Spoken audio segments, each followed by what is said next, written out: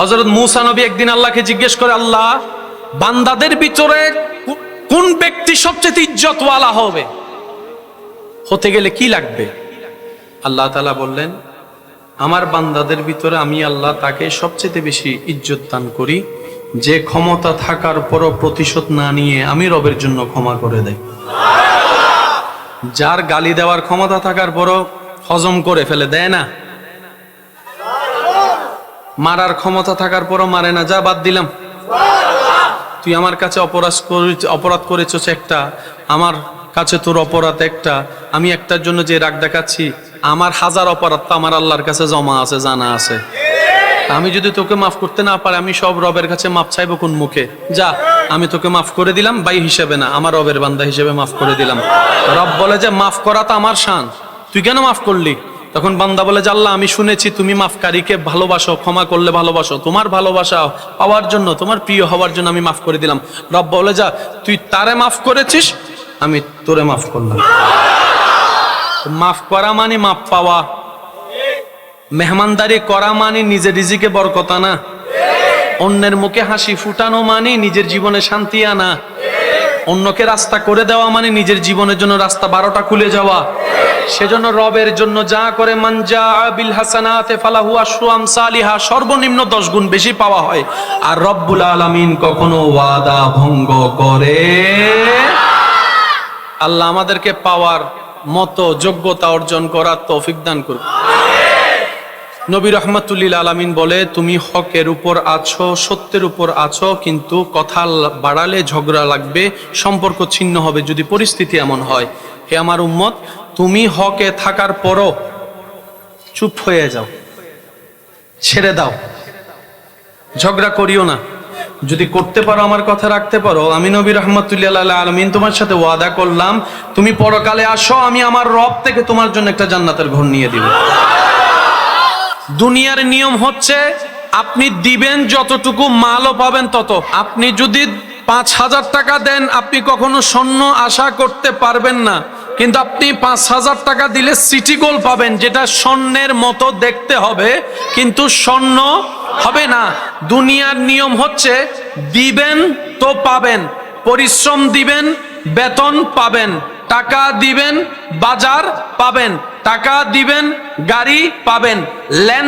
লেনদেনের যে সিস্টেমটা দুনিয়াতে বলবৎ আছে, ইমানদার ভাইয়ারা ইমানে আওয়াজে বলেন, আল্লাহ যদি নিজের যা দেওয়া আমাদেরকে দিয়েছেন এই পর্যন্ত, একটা নিঃশ্বাসের যদি আল্লাহ বেতন রাখতেন, আপনার আমার কারো পক্ষে সেই বেতন দেওয়া, সেই টাকা দেওয়া সম্ভব হতো?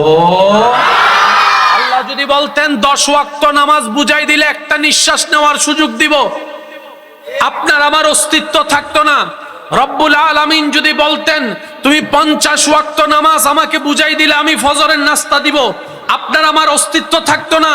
কি আমাদের সৌভাগ্য, কি আমাদের কপাল, এমন একজন মহান রবের, শানওয়ালা রবের বান্দার খাতায় আপনার আমার নাম লেখা, যার দয়ার কোনো সীমানা নাই, যার করুণার কোনো কমতি নাই।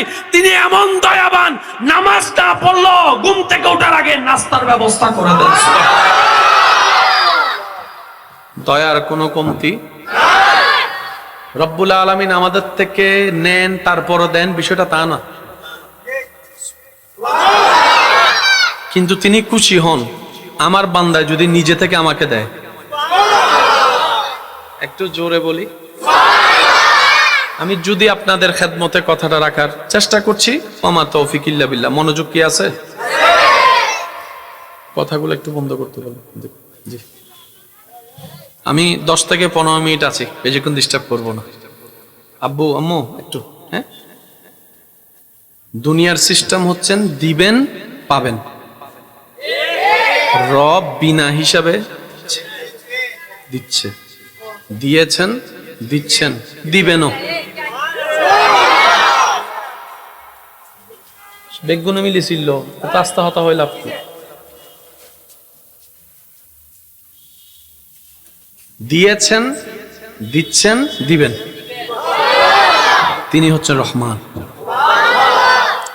মা বাবাও দেওয়ার আগে স্বার্থ পাবে, আমি তোরে ছোটবেলায় খাওয়াচ্ছি, আমি যখন বুড়া হব তুই আমারে খাওয়াইস।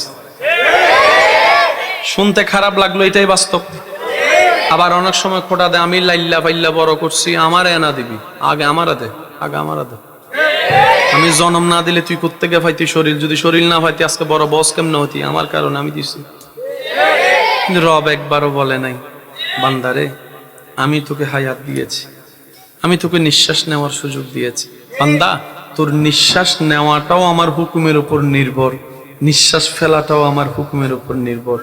আমি যদি কেউ নিঃশ্বাস নেওয়া অবস্থায় একবার বলি থেমে যা, সে আর ফেলার কোনো সুযোগ পাবে না।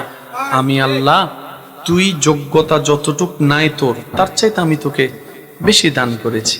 বান্দা দুনিয়াতে একটা চোখ কিনতে যা, তোর জায়গা সম্পত্তি সব বিক্রি করে ফেলতে হবে, তারপরও বরাবর চোখ তুই পাবি না, কিন্তু আমি রবকে দেখ ফিরি ফিরি দুইটা চোখ তোকে দান করে দিয়েছি।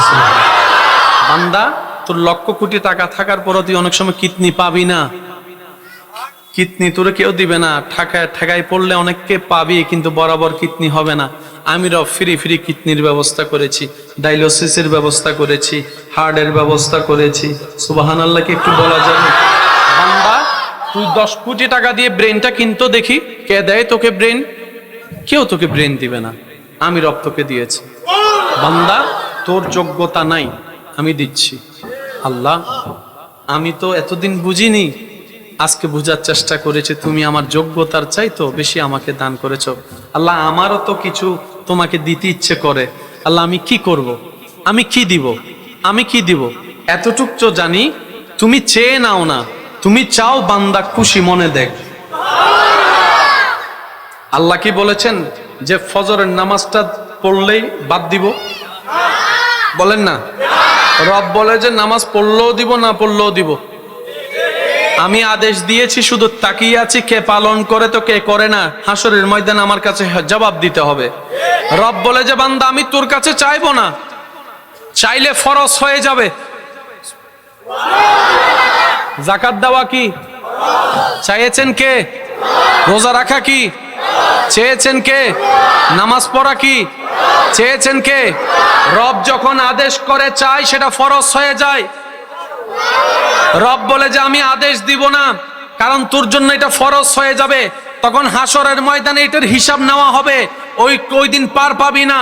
আমি রব চাই আমার বান্দা আমি যেরকম বিনা কারণে খুশি হয়ে দিয়েছি, তুই আমার জন্য খুশি করে কর, খুশি করে কর, মন থেকে কর।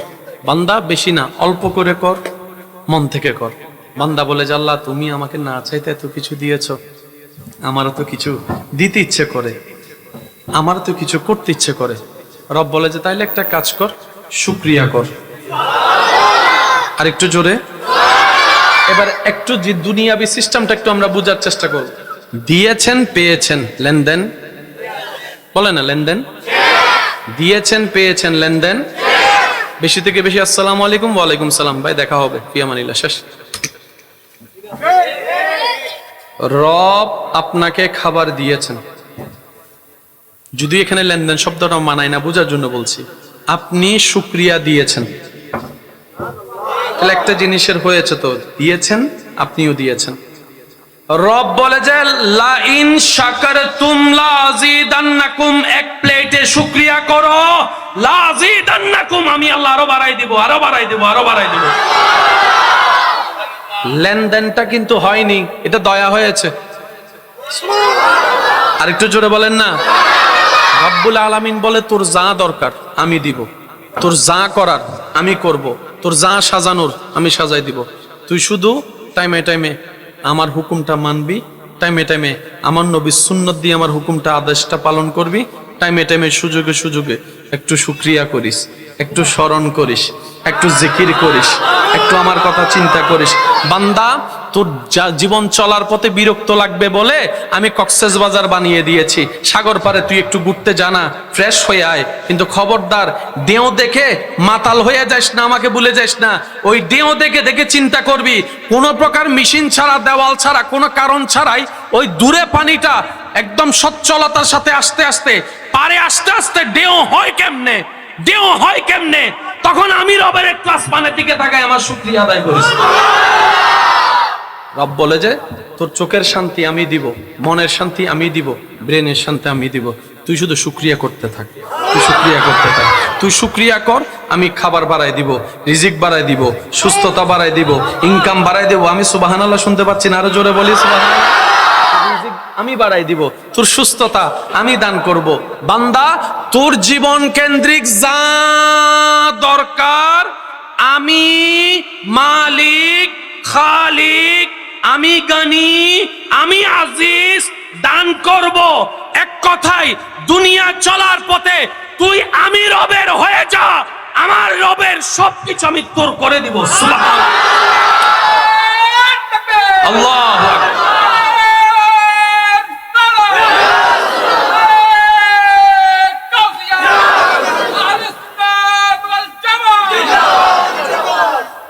সবচাইতে বড় কষ্ট কি?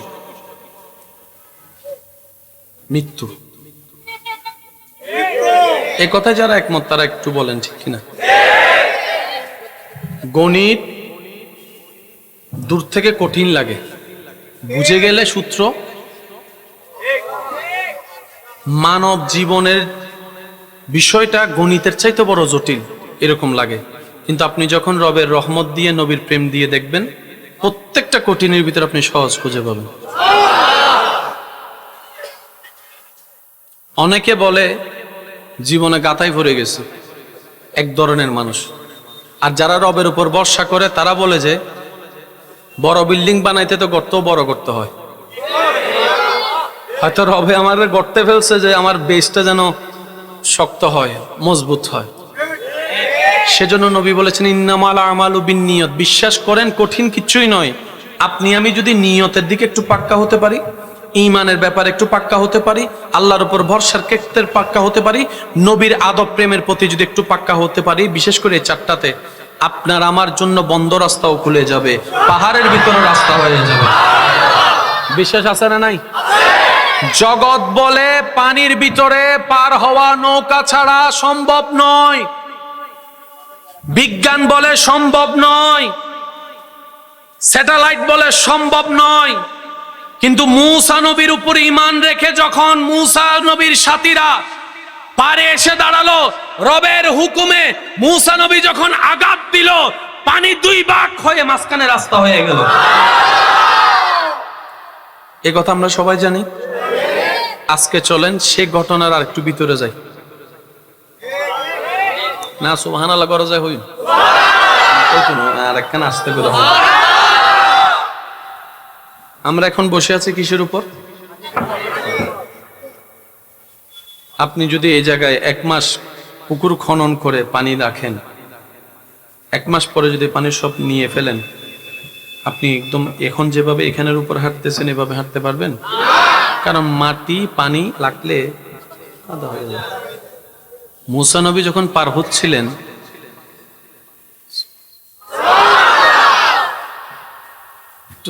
একটু বুঝার চেষ্টা করেন। মূসা নবীর সাথীরা যখন পার হচ্ছেন, ওনারা কি খুশি মনে পার হচ্ছেন নাকি একটা টেনশনে আছে? পিছন থেকে একটা হামলা আছে না নাই? স্বাভাবিক তো আর হাঁটতেছে না।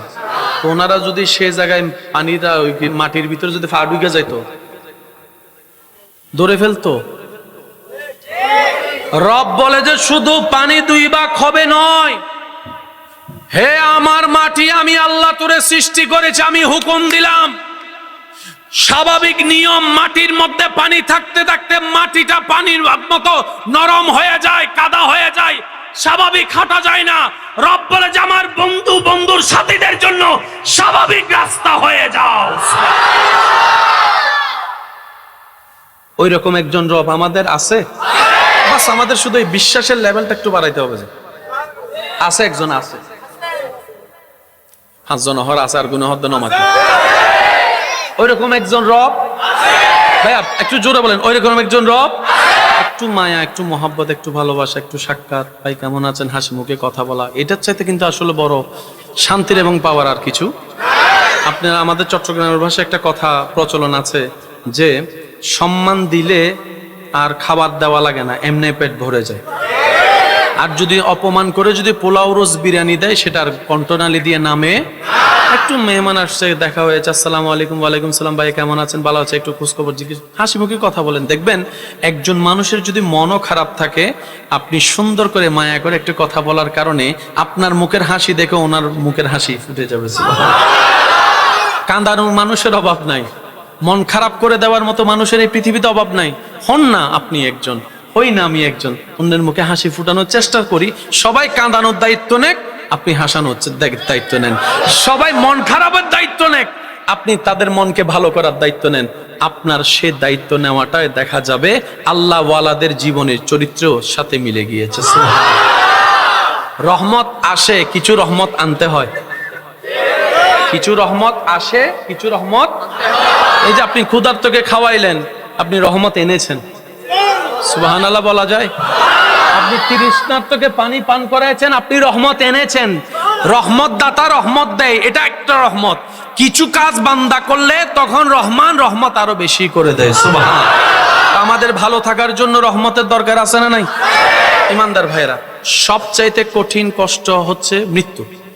মৃত্যু হচ্ছে এমন একটা স্টেজ যেটার মধ্যে গেলে মানুষ যত শক্তিশালী হোক হেরে যায়।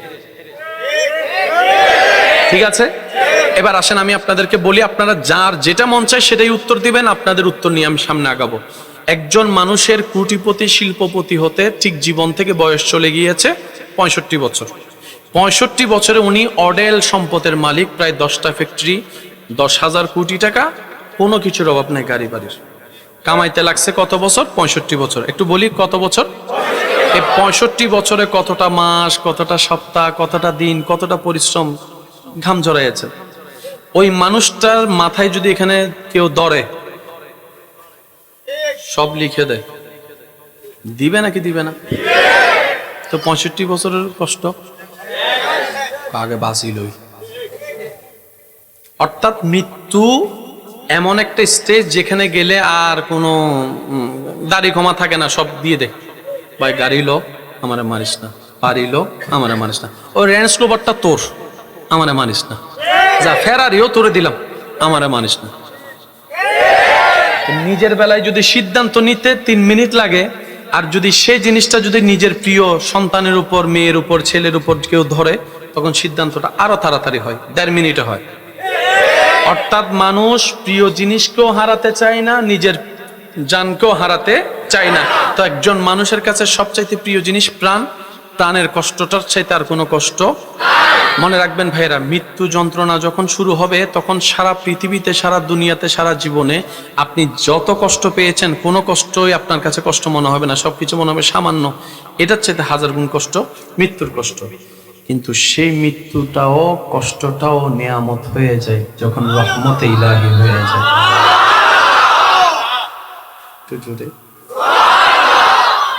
আমরা জানি মেয়েরা একটু দুর্বল, গঠনগত দুর্বল, সাহসগত দুর্বল, কিন্তু সেই রকম একজন মেয়ের ভিতরে যখন নবীর প্রেম, আল্লাহর ভয়, ইসলামের প্রেম ঢুকে গিয়েছে, জগৎ জানে ইসলামের প্রথম শহীদা একজন নারী হযরত সুমাইয়া রাদিয়াল্লাহু তাআলা।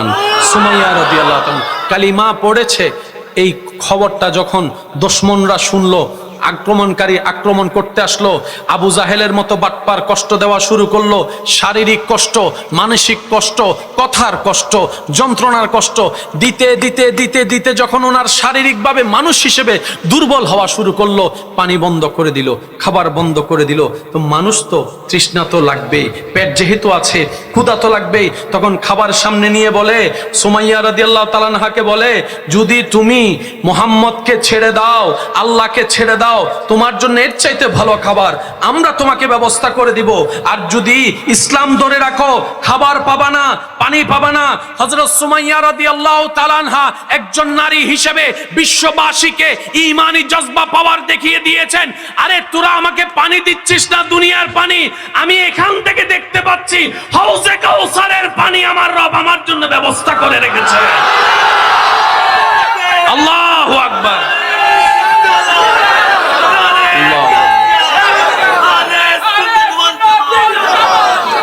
কথা বলেন ঠিক কিনা? আর একটু জোরে বলেন ঠিক কিনা?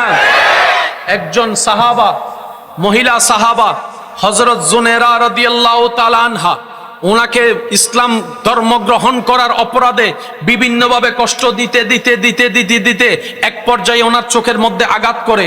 সেই আঘাতে হযরত জুনেরা রাদিয়াল্লাহু তাআলা আনহার চোখের আলো চলে যায়।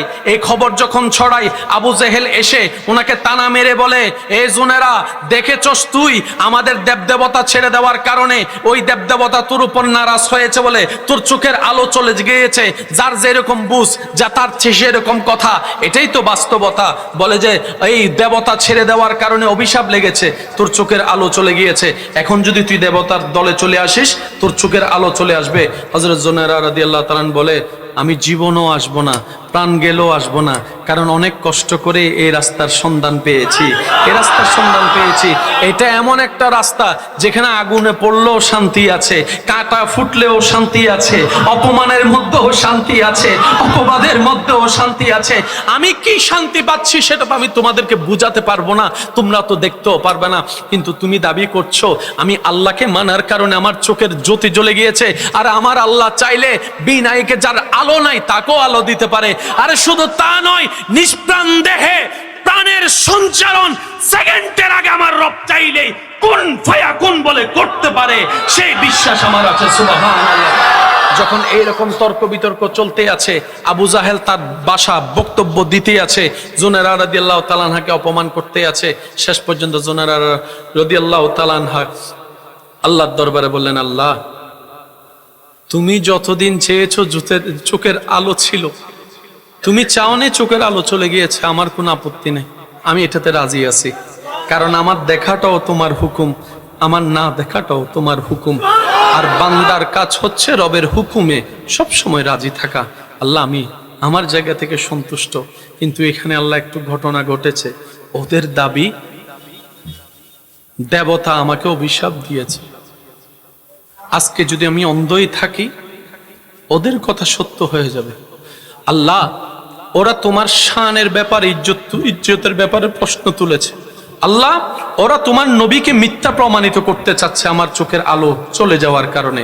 আল্লাহ, আমি জুনেরার জন্য আলো চাই না, তোমার ইজ্জতের খাতিরে, তোমার হাবিবের ইজ্জতের খাতিরে আমার চোখের আলো ফেরত দাও, আমার চোখের আলো আমাকে দাও, আমার চোখের আলো আমাকে দাও। আমি যেন জগৎকে দেখাইতে পারি রবের প্রেমিক কখনো অন্ধ হয় না, অন্ধ হয় না। নবীর প্রেমিক কখনো লসে থাকে না, লসে থাকে না। আল্লাহ, তুমি দয়া করো। কান্না করতে করতে ঘুমাই গেলেন, চোখ খুলে দেখে জুনেরা রাদিয়াল্লাহু তাআলা আনহা আবার আগের মতো শুনে সব দেখতে পাচ্ছেন। হাসবি রব্বি, পরেরটা আমাদের কানতে হবে, মাফি কলবি। দুইটা জিনিস, এই দুইটা জিনিস আগানতে হবে। নূর মুহাম্মদ, কয়টা জিনিস? তারপরে লা ইলাহা। এই চারটা জিনিস ঢুকে গেলে আপনি বাদশাহ, আপনি বাদশাহ। আমরা আসলে নিজের মতো ইসলাম বুঝতে গিয়ে জামিলা লাগাই। আমরা আল্লাহর রহমতের দেওয়া সিস্টেমে বুঝতে চাই না। ইসলামকে তর্ক লাগায় নাকি তর্ক বন্ধ করে? তাহারা তো আছে আরাদিন বড় হজ্জে কিলো হজ্জ করে ইসলাম লইয়ে রে। ইসলামে হদাই তো হজ্জেরই ন, তুই কে হজ্জ কর তুরি ন মাথা। ইসলাম মানে অশান্তি, আজন হই আর গুণ ন হয়। ইসলাম মানে অশান্তি, মানে শান্তি। হজ্জে মানে শান্তি, হজ্জে মানে অশান্তি। ইসলাম মানে শান্তি ভিতর অশান্তি, শান্তি ভিতর অশান্তি। তাহলে শান্তি ভিতর হজ্জও নেই। ইসলাম কেমন? নবী রহমাতুল্লিল আলামিন বলে, তুমি হকের উপর আছো, সত্যের উপর আছো, কিন্তু কথা বাড়ালে ঝগড়া লাগবে, সম্পর্ক ছিন্ন হবে যদি পরিস্থিতি এমন হয়। হে আমার উম্মত, তুমি হকে থাকার পরও চুপ হয়ে যাও, ছেড়ে দাও, ঝগড়া করিও না। যদি করতে পারো, আমার কথা রাখতে পারো, আমি নবী রহমাতুল্লিল আলামিন তোমার সাথে ওয়াদা করলাম, তুমি পরকালে আসো, আমি আমার রব থেকে তোমার জন্য একটা জান্নাতের ঘর নিয়ে দিব। ইসলাম। হযরত মূসা নবী একদিন আল্লাহকে জিজ্ঞেস করে, আল্লাহ, বান্দাদের ভিতরে কোন কাজটা সবচেয়ে ইজ্জতের, কোন ব্যক্তি সবচেয়ে ইজ্জতওয়ালা হবে, হতে গেলে কি লাগবে? আল্লাহ তাআলা বললেন, আমার বান্দাদের ভিতরে আমি আল্লাহ তাকে সবচেয়ে বেশি ইজ্জত দান করি যে ক্ষমতা থাকার পরও প্রতিশোধ না নিয়ে আমি রবের জন্য ক্ষমা করে দেয়। যার গালি দেওয়ার ক্ষমতা থাকার পরও হজম করে ফেলে, দেয় না। মারার ক্ষমতা থাকার পরও মারে না, যা বাদ দিলাম, তুই আমার কাছে অপরাধ করেছিস একটা, আমার কাছে তোর অপরাধ একটা, আমি একটার জন্য যে রাগ দেখাচ্ছি, আমার হাজার অপরাধ তো আমার আল্লাহর কাছে জমা আছে, জানা আছে। আমি যদি তোকে মাফ করতে না পারি, আমি সব রবের কাছে মাফ চাইবো কোন মুখে? যা, আমি তোকে মাফ করে দিলাম, ভাই হিসেবে না, আমার রবের বান্দা হিসেবে মাফ করে দিলাম। রব বলে যে মাফ করা তো আমার শান, তুই কেন মাফ করলি? তখন বান্দা বলে যে আল্লাহ, আমি শুনেছি তুমি মাফকারীকে ভালোবাসো, ক্ষমা করলে ভালোবাসো, তোমার ভালোবাসা পাওয়ার জন্য, তোমার প্রিয় হওয়ার জন্য আমি মাফ করে দিলাম। রব বলে যা, তুই তারে মাফ করেছিস, আমি তোরে মাফ করলাম। মাফ করা মানে মাফ পাওয়া, মেহমানদারি করা মানে নিজের রিজিকে বরকত আনা, অন্যের মুখে হাসি ফুটানো মানে নিজের জীবনে শান্তি আনা, অন্যকে রাস্তা করে দেওয়া মানে নিজের জীবনের জন্য রাস্তা 12টা খুলে যাওয়া। সেজন্য রবের জন্য যা করে, মানজা বিল হাসানাতে ফালাহু আশরু আমসালিহা, সর্বনিম্ন 10 গুণ বেশি পাওয়া হয়। আর রব্বুল আলামিন কখনো ওয়াদা ভঙ্গ করে। আল্লাহ আমাদেরকে পাওয়ার মতো যোগ্যতা অর্জন করার তৌফিক দান করুন।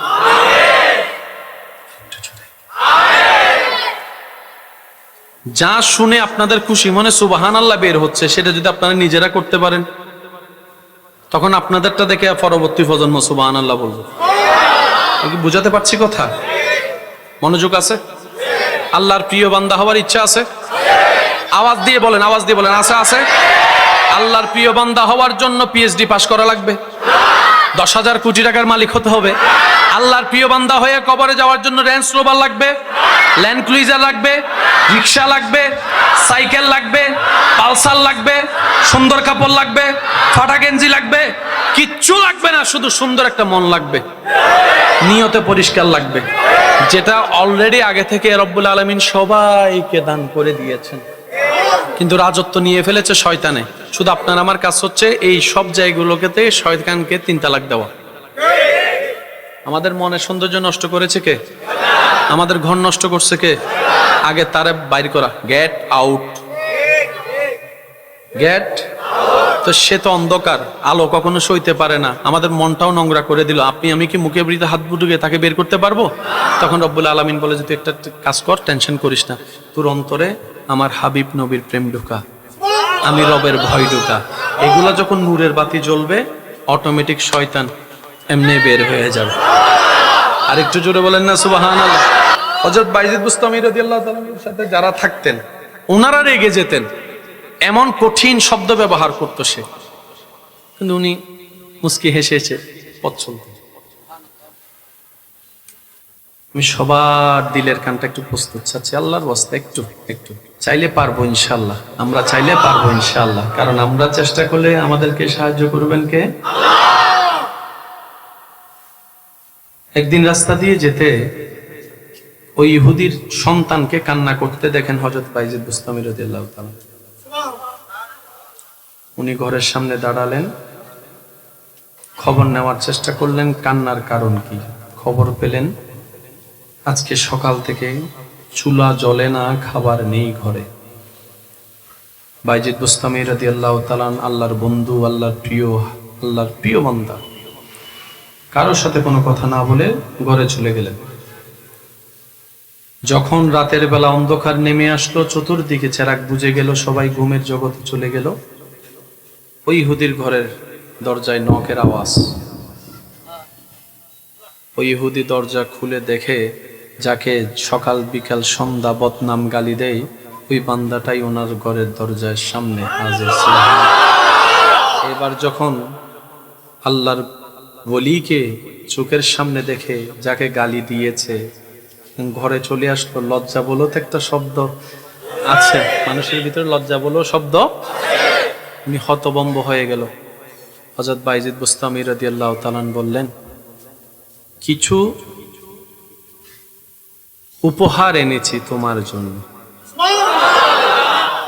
আপনি আমাকে উপহার দিচ্ছেন, আমি তো দিন রাত 24 ঘন্টা আপনাকে মন্দ বলি, গালি দিয়ে পচা বলি। তখন বাইজিদ বুস্তামি বললেন, তুমি তোমারটা করো, আমি আমারটা করি।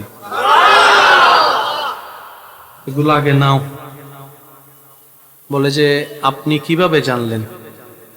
আমি তো আপনাকে কষ্টের উপর কষ্ট দিই, তারপর আপনি আমার খবর রাখলেন। আমার ঘরের যে অবস্থা আপনি জানলেন কিভাবে? বাইজিদ বুস্তামি বললেন, তোমার সন্তান কিভাবে কান্না করতে দেখি আমি জানতে পেরেছি। পরের দিন সকালে ওই ইহুদি বাজারের মধ্যে গিয়ে বলে, এ বাজারবাসী শুনো, আমার মুখে এতদিন যার বদনাম শুনেছ, আজকে তার ব্যাপারে হাকিকত সত্যটা শুনো। যাকে আমি কান্না করিয়েছি এতদিন, অন্তর যার ব্যতীত করেছি, সে মহান মানুষটা আমার বাচ্চার কান্না সইতে পারে নাই। শুনো, তোমরা শুনো, ওই মানুষটা সত্য, ওর ধর্ম সত্য, ওর কালিমা সত্য, ওর স্রষ্টা সত্য, ওর কিতাব সত্য, ও যে নবীর কালিমা পড়েছে সেই নবীও সত্য, ওর ইসলামও সত্য।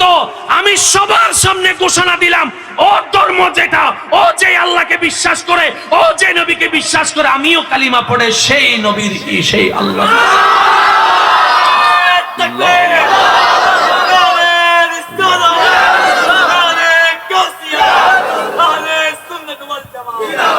আল্লাহ আমাদের সবাইকে মানুষ বানার তৌফিক দান করুন।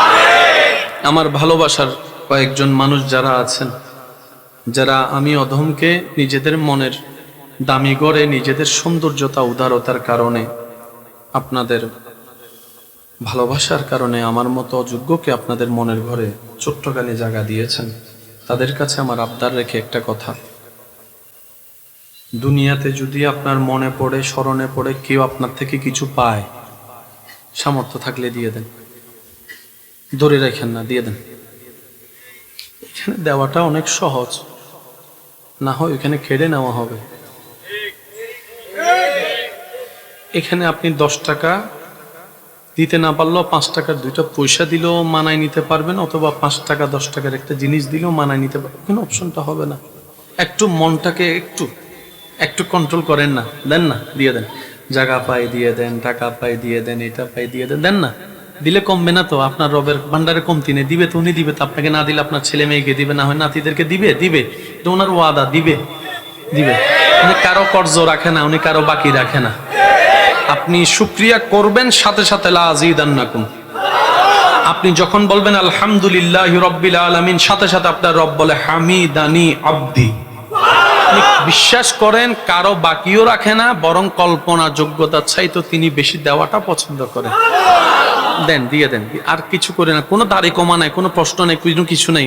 অতীত কি হয়েছে, কি ঝগড়া হয়েছে, বাদ দেন, সব বাদ দেন। শুধু আপনার রবকে খুশি করার জন্য আপনি বলবেন আমি দিব।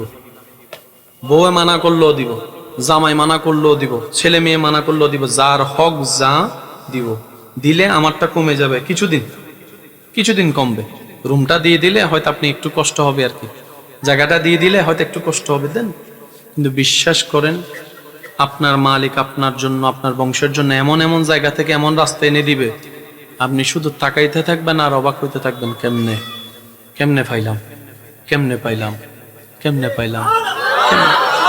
রব বলবে, ওই দিন তোর চাওয়ার উপরে আমার ইচ্ছাকে, খুশিকে প্রাধান্য দিয়েছিস, আজকে আমি মালিক তোকে এমন জায়গায় রাস্তা করে দিয়েছি যেখানে তুই কল্পনাও করিস না।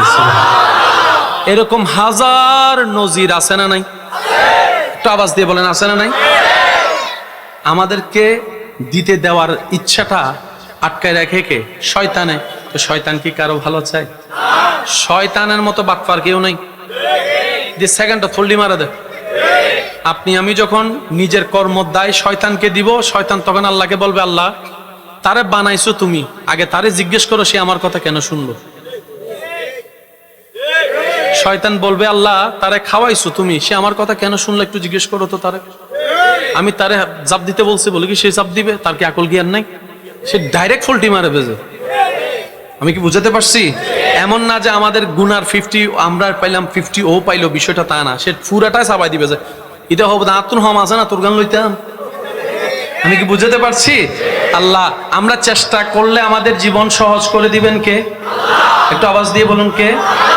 আল্লাহ তাআলা আমাদের সবাইকে সামনের যেজন দুনিয়াবি যে সম্পর্ক আছে যার সাথে, তার এই চিন্তা না করে সবাইকে রবের বান্দা, নবীর উম্মত, বাস এই পরিচয় রাখার চেষ্টা করবে। সামনের জন আমার রবের কি বলেন? আপনাদের জন্য আমি রবের কি? নবী রাহমাতুল্লিল আলামিনের। আমার জন্য আপনারা হচ্ছেন রবের বান্দা, নবীর উম্মত। আপনার স্ত্রী আপনার রবের বান্দা, আপনার নবীর উম্মত। আপনার স্বামী আপনার রবের বান্দা, আপনার নবীর উম্মত। বাস, এখানে আর দাড়ি কমা নাই। এখানে আর দাড়ি কমা আনলে জামিলা। যত সম্পর্কের বন্ধন আনবেন তত দায়িত্ব, চাওয়া পাওয়া, অভিযোগের সম্ভাবনা বেড়ে যায়। আমি কি বুঝাতে পারছি? আল্লাহ তাআলা আমাদের সকলের আজকের হাজিরি কবুল করুক। হাজারো ব্যস্ততার ভিতরে নিজেদেরকে দামি বানানোর জন্য, নিজেদের দুনিয়া আখিরাতকে সাজানোর জন্য, রিজিকে হাজার বরকত, শান্তির জগতে পদার্পণ করার জন্য রবের দরবারে নামাজের মাধ্যমে সিজদা দেওয়ার আল্লাহ আমাদের সবাইকে তৌফিক দান করুন। ব্যস্ততা সবারই আছে, ছিল, থাকবে। ব্যস্ততাকে একটু যদি ওভারকাম করা যায়, ব্যস্ততা কমে যাবে। যারা রবের পথে আসতে চায় তাদের ব্যস্ততা একটু বেড়ে যাবে প্রথমে, কিন্তু আপনি যদি সময় বের করার অভ্যাস করতে পারেন, ওই ব্যস্ততার ভিতরে আপনার রব আপনাকে সিজদা দেওয়ার জন্য সময় বের করে দিবেন। প্রথম সহজে একদম রাস্তা ক্লিয়ার করলে ভালো না। ওই চিটাঙের ভাষায় একটা কথা আছে, ফ্রি জিনিসের দাম নাই। ও কথা বলেন না, ফ্রি জিনিসের কাউকে যদি আপনি ভালো জিনিস ফ্রি দিতে চান, নিতে সন্দেহ।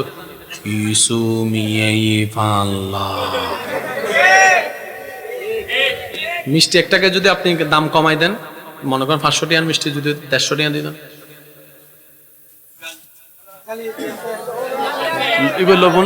লবু না ইবে ভাই মিষ্টি বুঝাতে পারছি কথা? আল্লাহ তাআলা আমাদেরকে একটু পরীক্ষা করবেন, সেটাতে আমাদের লাভ আছে না নাই? আল্লাহ আমাদের সকলকে কবুল করুক, আমিন।